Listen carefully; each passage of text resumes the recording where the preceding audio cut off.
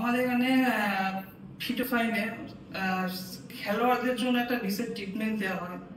প্রথম থেকে আমি দেখে আসি স্যারকে, যে আগে সাইয়ের সাথে স্যার যুক্ত ছিল, সেখানকার যখন যা প্লেয়ার চোট লাগতো স্যার যেত, তার সাথে আমিও যেতাম।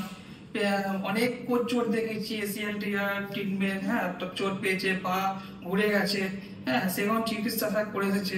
আমাদের সেন্টারতে অনেক খেলোয়াড় আসে, হ্যাঁ, তার জন্য স্যার আলাদাভাবে ট্রিটমেন্ট করা হয় খেলোয়াড়দের জন্য, হ্যাঁ, তো তাদের স্পেশাল ট্রিটমেন্ট করা হয়, যাতে সে তাকে আজকে ট্রিটমেন্ট করার পর দুদিন পর যাতে মাঠে নামতে পারে, ভালোভাবে খেলতে পারে, সেজন্য আরো তাদেরকে বেশিভাবে অ্যাক্টিভ ভাবে তাদের ফিজিওথেরাপি করা হয়, ম্যানোথেরাপি করা হয়, কাপিং করা হয়।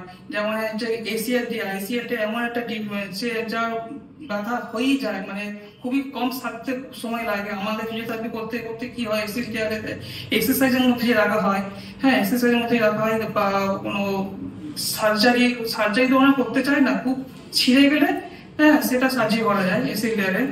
তো আমাদের যখন চোট পায় তখন মোটামুটি 1 মাস করার পর physiotherapy, ultrasound use, stimulation, IFT দেওয়ার পরে উনি দিন 10 ট্রিটমেন্ট করার পরে মাঠে স্যার নামতে ওদেরকে বলা হয় যে তুমি স্যারকে এসে বলে, স্যার আমি কি কদিন থেকে খেলতে পারবো?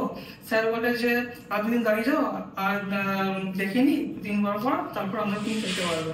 তখন সেই কথা মতো প্লেয়াররা আমাদের কাছে প্রতিদিন রেগুলার ট্রিটমেন্ট করতে আসে।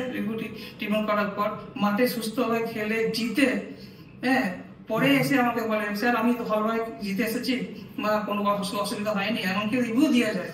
আর একটা কথা বলা ছিল, যেটা হচ্ছে যে আমাদের সেন্টারেতে পোস্ট ফিজিওথেরাপি রেগুলার হয়েই থাকে, মানে আর ক্যাম্প তো আমরা বছরে 2-3 বার করেই থাকি, যেহেতু চোট লাগতেই পারে তাদের, হ্যাঁ, তো এটা বাইরে কেউ করে না। ফিজিওথেরাপি সেন্টার যতগুলো রয়েছে পোস্টের নিয়ে অতটা ভাবে না, তাদেরকে ওয়ার্কশপ করানো, তাদেরকে স্পেশাল ট্রিটমেন্ট করা। একমাত্র ফিটোফাইনে আমাদের এখানে বছরে 2-3 বার ক্যাম্প হয়, আর আমাদের এখানে post therapist available all time.